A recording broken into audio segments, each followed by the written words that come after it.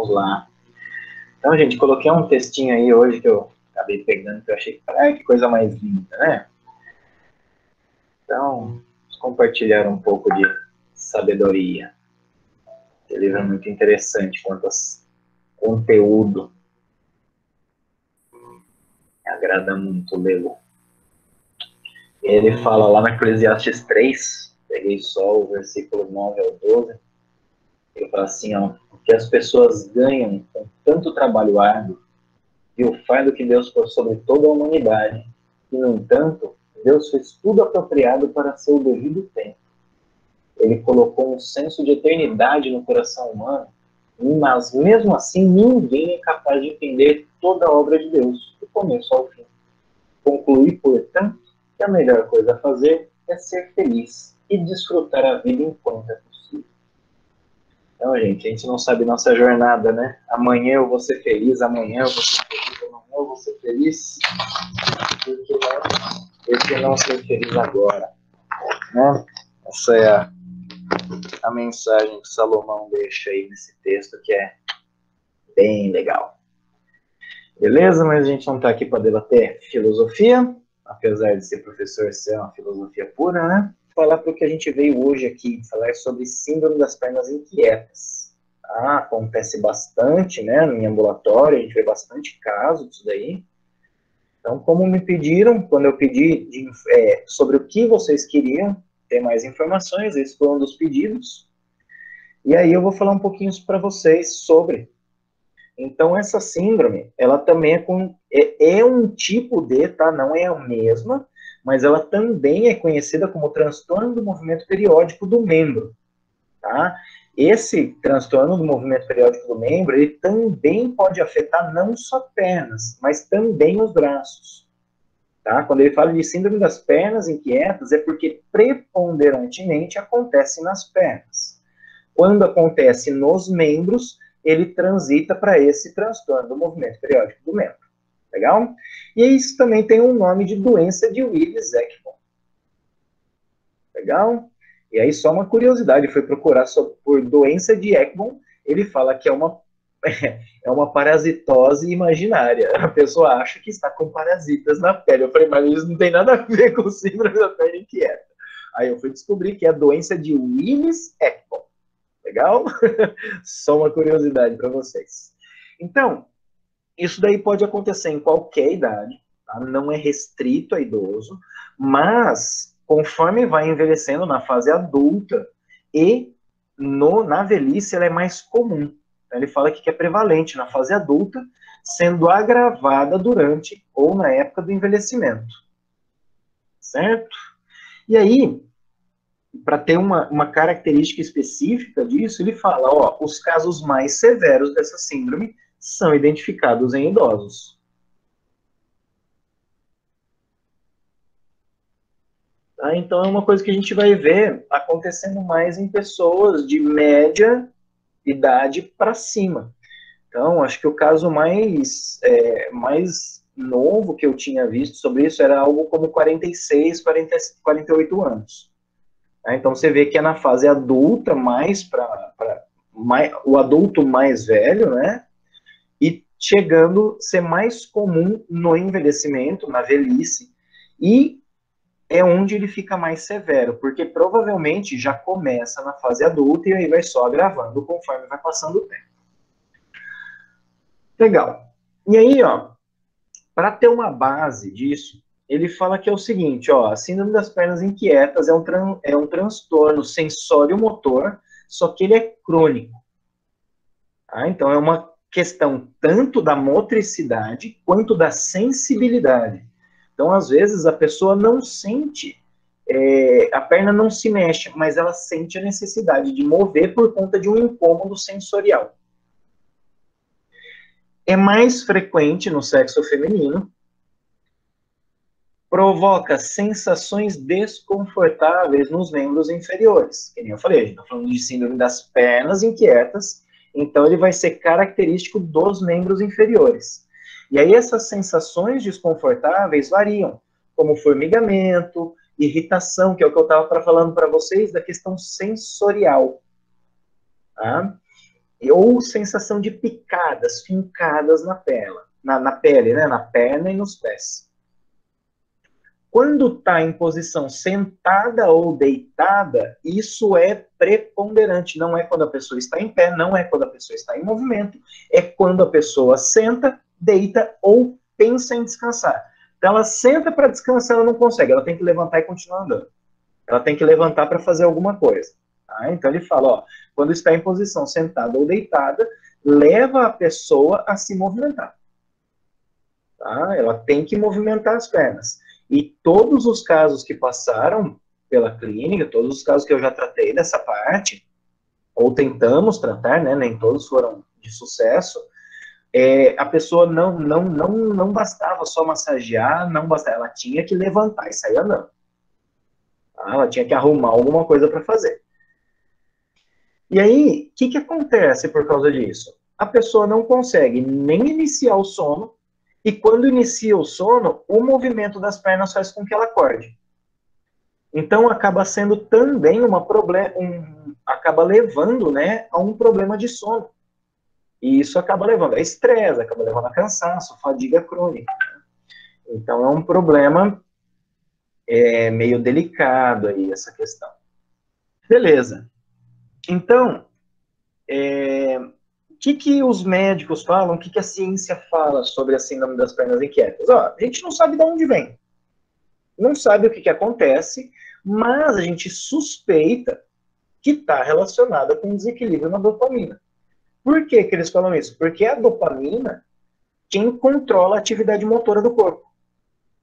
Então, se eu tenho uma alteração na atividade motora, eu basicamente tenho um problema direcionado com a dopamina, né? Visão médica é assim, eu tenho que ter um fator físico, um fator fisiológico para que algo está acontecendo, então eu tenho que ver no corpo isso daí. A gente também vê, só que de uma forma diferente, né? A gente já vai debater um pouquinho sobre isso. E aí, outra característica é que mais de 50% das pessoas que têm essa síndrome, elas já têm um histórico familiar da síndrome das pernas inquietas. Ou seja, acaba tendo uma relação hereditária, uma relação genética. Por isso, eles acabam pensando mais um fator fisiológico mesmo. Só que isso, na nossa visão da medicina chinesa, expande, né? Ele vai além. E aí, o que acontece? Existem algumas características de saúde que podem influenciar a síndrome das pernas inquietas. Então, por exemplo, 20% das grávidas acabam desenvolvendo essa síndrome. Pessoas com diabetes, pessoas com parte de vício, com tabagismo, com alcoolismo, uso de estimulante, alguns tipos de antidepressivos também fazem desenvolver isso aqui.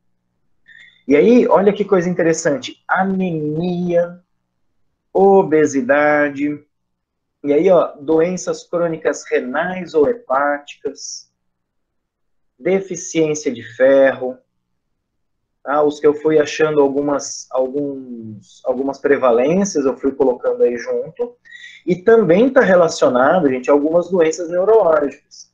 Então, esclerose múltipla, doença de Parkinson, neuropatia periférica, e muitas outras coisas, tá? Eu peguei só algumas mais citadas para colocar aqui para vocês, e algumas que fazem que a gente pense na visão da medicina chinesa o que está acontecendo. E aí, a hora que a gente pensa o que está acontecendo, a gente fala, tá, então faz sentido. A gravidez vai ter uma relação parecida com a anemia, que vai ter uma relação parecida com a obesidade. Então, a gente acaba tendo uma característica aí que a gente já vai debater já, tá bom? E aí, uma coisa que me chamou muito a atenção, que eles falam que também é prevalente em pessoas com baixo nível socioeconômico. Olha que curioso isso. Então, essa característica faz eu ter uma relação direta com a mente. Então, às vezes, pode ser que exista um desequilíbrio na dopamina? Sim, mas isso está gerando da onde? Tem vários fatores que podem levar a isso, né? Então, é bem... Vem, gorducha, vem dar aula aqui. Vem, isso, vamos dar aula. Só que é da frente, né? Isso, obrigado. Então, olhando para esses quadros, a gente consegue ver, a gente vai ver daqui a pouco, eu quero que vocês lembrem disso daqui, para que a gente possa caracterizar depois algumas coisas, tá? A gente vai ver agora. E aí, quando eu penso em medicina chinesa, perdão, só para trazer novamente uma informação aqui, primeiro, as fontes de onde eu tirei esse material, tá? Então, nesses 3 sites, e nessa revisão de literatura, onde eu peguei algumas coisas, principalmente para a introdução, eu não queria debater o fator médico, né?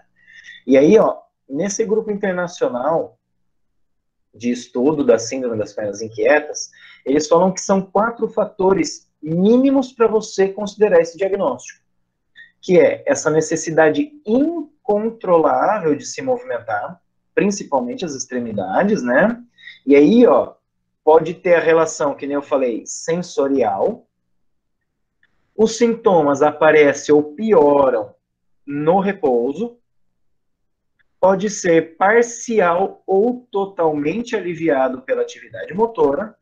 E apresenta uma circulação, né? Ele tem um fluxo circadiano.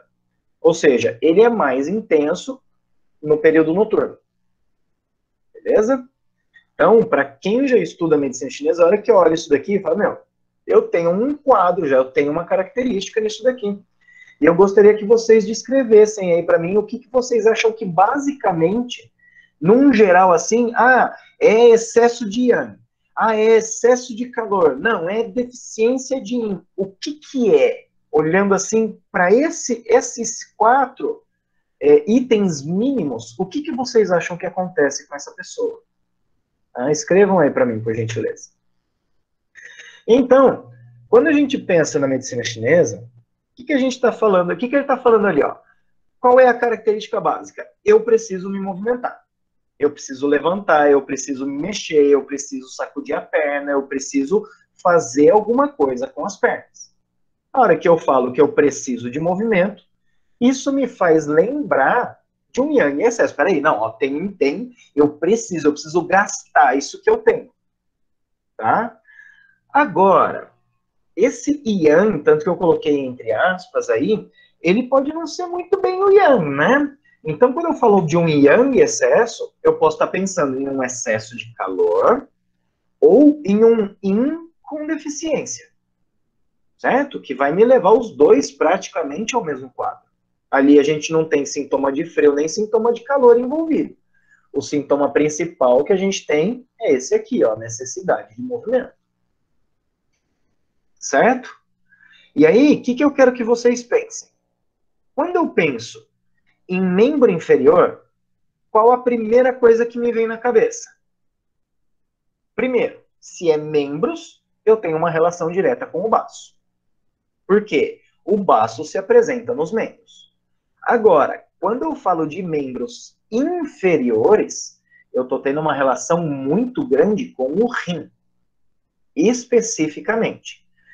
Inchaço de braço e perna, baço. Inchaço de perna, provavelmente muito mais relacionado ao rim do que ao baço. Michel, mas se é inchaço, eu tenho o baço envolvido. Beleza, concordo com vocês. Mas como é só nos membros inferiores, isso me leva mais para o rim do que para o baço. Mas eu tenho uma relação dos dois, legal? E aí, o que eu posso ter de sensação ali que ele fala? Formigamento, sensação de picada, sensação de desconforto, uma irritação. E aí, o que eu posso separar um pouquinho a mais isso daí? Eu vou ter uma relação com vento, porque é uma coisa que está presente em todo o membro, não é só pontual. Não é aquele negócio que é aqui. Ele é aqui, aqui, aqui, aqui. Ora está em um lugar, ora está no outro, que nem a sensação de formigamento, né, que se propaga. Ou também eu posso ter essa relação de calor. E aí, qual é a coisa mais linda disso tudo? O vento e o calor se geram mutuamente. Ou seja, eu posso ter só vento? Posso, mas depois de um tempo que eu tenho vento, eu também tenho calor. Eu posso ter só calor? Posso, mas depois de um tempo que eu tenho calor, eu também vou ter formação de vento. Então, são esses dois patógenos principais que vão estar envolvidos. E aí, quando eu penso nesses dois patógenos, eu vou direcionar o vento para o fígado e o calor para o coração. Então, basicamente, eu vou ter essa relação dentro dos órgãos. Tá? E aí eu quero ver o que vocês falaram aqui para mim. Beleza, muito obrigado, Renato. Você foi o único a me responder. Agradeço de coração a sua participação. E exatamente isso daí, ó, deficiência de sangue gerando vento. Isso é uma característica muito, a hora que a gente observa, por exemplo, ela está falando que tem na gravidez acontece muito. O que acontece no período da gravidez? Na gravidez, a mulher começa a consumir, ela partilha o nutritivo dela. E qual é o nutritivo principal? O sangue. Então, esse sangue vai diminuir, a matéria vai diminuir, o yin vai diminuir. Quando eu tenho um yin em decadência, parece que o yang cresce. E aí eu vou ter essa característica. Certo? Então, mais genericamente do que o sangue, eu posso até falar que o yin está preponderante. Quer dizer, o yin está em deficiência. Certo? Eu posso ter só o sangue? Com certeza, mas aí eu devo lembrar que o sangue é parte do yin. E aí, se tiver questão, por exemplo, de calor, as pernas esquentam. Aí eu já posso começar a considerar a deficiência do yin ao invés de deficiência do sangue. Mas, Renato, perfeito seu raciocínio, tá? E, novamente, muito obrigado por participar. Eu vou começar a dar pontinhos para quem participar agora, sabe? Porque ninguém participa comigo. Estou dando aula sozinho. Coisa chata. Então, vamos lá, gente. Primeira coisa que eu vou pensar aí, o yin vai estar deficiente, né? Então, quando eu falo de yin em deficiência, que nem o Renato falou, eu posso ter uma deficiência de sangue só. Eu posso ter uma deficiência só de líquidos? Posso. Só que, como tem uma relação muito grande do yang aparecendo, só os líquidos é um pedaço muito pequeno. Não vai ser tão severo. Tá? Então, eu vou direcionar mais pro sangue. Beleza? E aí, o que o Maciossia fala? Ele fala, ó, basicamente, essa agitação das pernas, as pernas que não param, as pernas inquietas, ela vai ter uma relação da deficiência de yin de fígado ou rim, deficiência de yin do estômago, e aí lembra, gente, se está envolvido o estômago, eu começo a ter problema na digestão. Não tenho tanto apetite, não tenho tanta vontade de comer. Eu como e o negócio não fica bom. Eu como e vai para fora direto. Não tem base para segurar o alimento dentro do estômago. Deficiência de sangue do fígado, e aí ele fala deficiência de sangue do Shou-mai, do vaso penetrador. E aí já é muito mais específico, e se eu tenho um vaso extraordinário, um vaso de reserva em deficiência, os sintomas já começam a ser mais característicos, mais severos, tá? Mas você vê que é basicamente uma deficiência de sangue, uma deficiência de yin. Legal? E aí o que acontece? Numa deficiência de yin, numa deficiência de sangue, os sintomas de calor vão se apresentar muito mais. E aí é por isso que eu vou ter, basicamente, sintomas de calor aparecendo. A pessoa só reclama de coisas de aquecimento. Eu movimento, eu tenho que movimentar, o negócio coça, o negócio pinica, o negócio não sei o quê. Tá? Então tem mais essa característica. Beleza, gente? Então, basicamente, quando eu penso em síndrome das pernas inquietas, eu tenho essa relação de deficiência do yin, e aí devo lembrar, que nem eu coloquei aqui no slide inferior para vocês, uma relação muito grande do rim, por ser nos membros inferiores, e por ter essa presença muito marcante do vento, direcionar para fígado. Michel, mas a pessoa se agita demais, a mente fica muito inquieta. Se a mente fica muito inquieta, eu também vou ter coração envolvido. E aí pode ser o sangue do fígado que não está nutrindo o sangue do coração. Pode. Michel, mas aí fora essa parte do fígado, a pessoa também tem um cansaço extremo.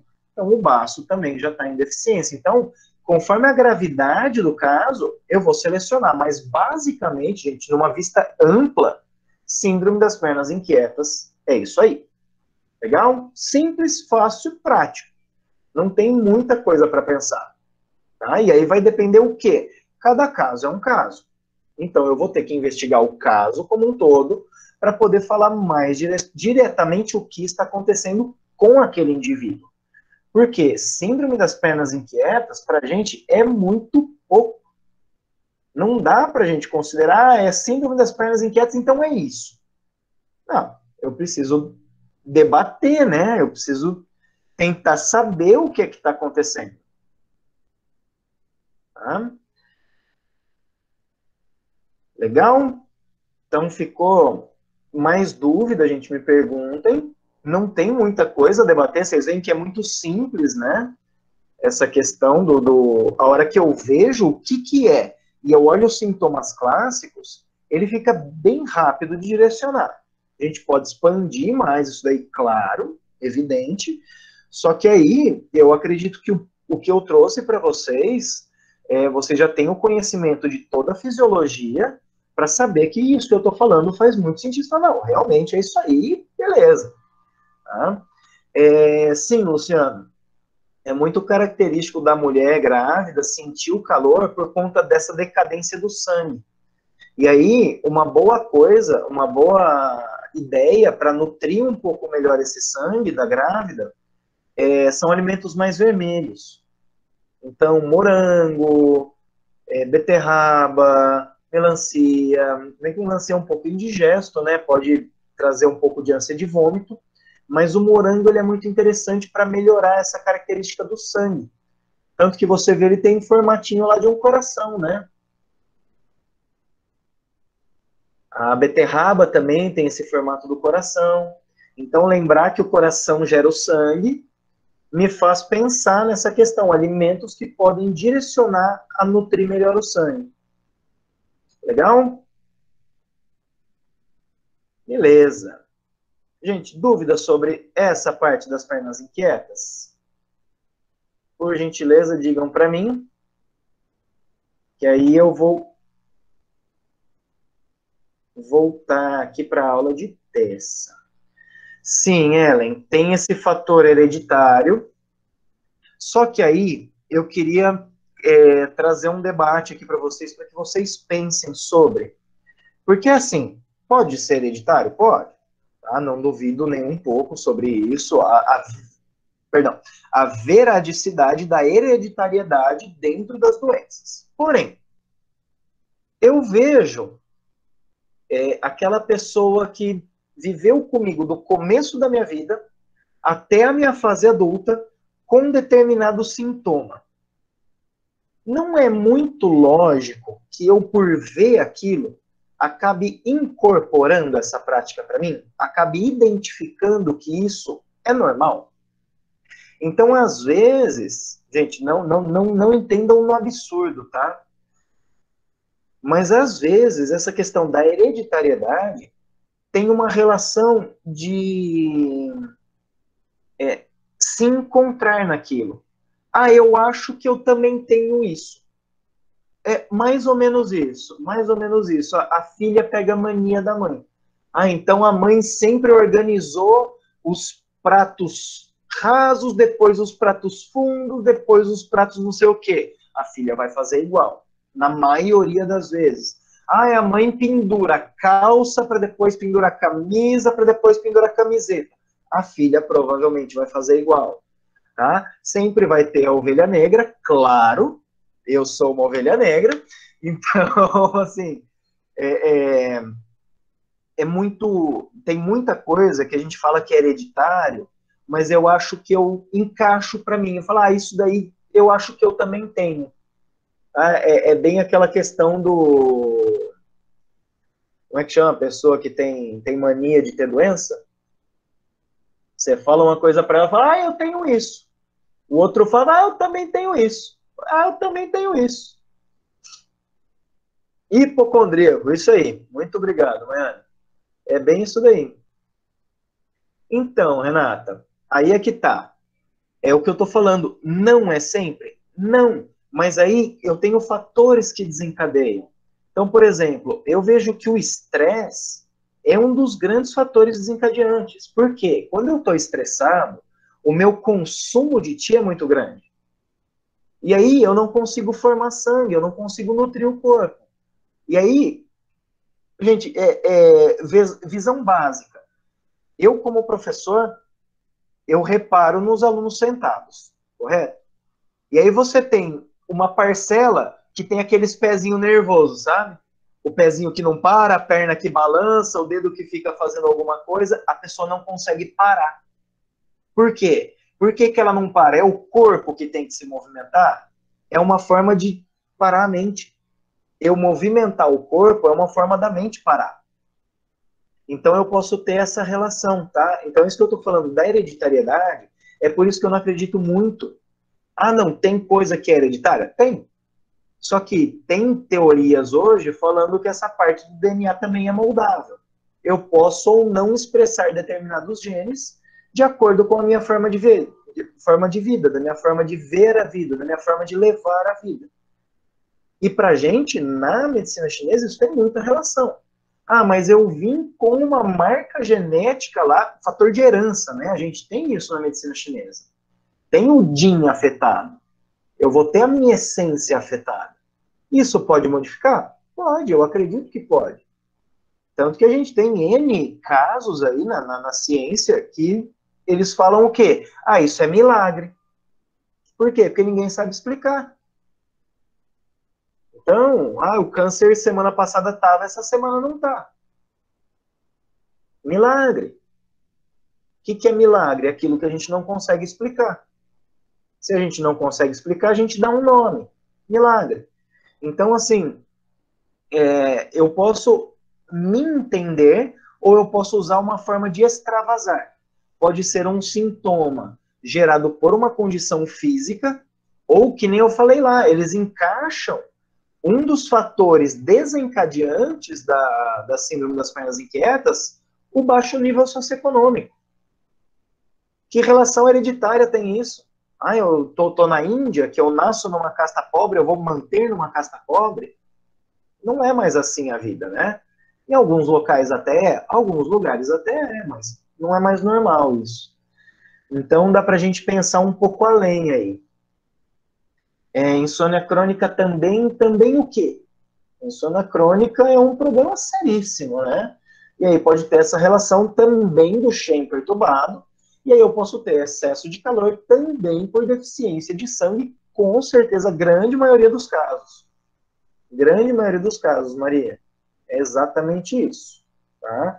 A pessoa não tem sangue, não tem insuficiente, o yang, o calor sobe, né? O yang fica preponderante, aí o calor sobe, agita a mente. Se agita a mente, a pessoa não consegue dormir. Ou ela fica acordando de tempo em tempo. Tanto que vocês vão ver na aula de diagnóstico suas que a gente fraciona a insônia.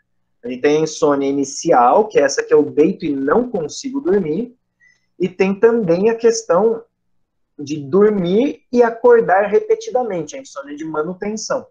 Tá? Então, eu vou ter diversos tipos de insônia, a gente vai debater isso daí na aula de diagnóstico suas, que se eu não me engano é a terceira aula, terceira e quarta aula.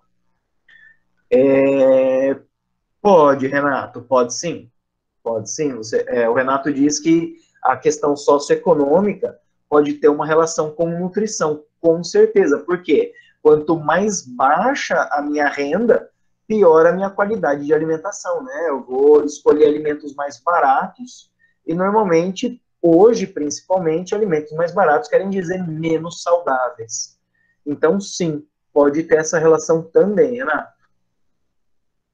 Então, tem essas duas questões, Sandra. Eu posso ter tanto a influência do Shen, minha vida é uma miséria, porque eu não tenho condições de ter o iPhone, eu não consigo comprar um Porsche, eu não consigo fazer determinadas coisas, e também tem essa relação, putz, eu tenho pouco dinheiro, eu tenho que escolher o que eu vou comprar. Eu vou comprar uma massa fresca, por exemplo, de macarrão que custa R$ 12 o quilo, ou eu vou comprar um miojo que custa R$ 2 o quilo. Tá? Então, eu vou ter que pensar essa relação de alimentação também. E aí, conforme a alimentação é menos nutritiva, menor a nutrição do corpo, a minha qualidade de formação de DIN é pior. Tá? Então, tem essa relação também, Renato. Concordo com você plenamente.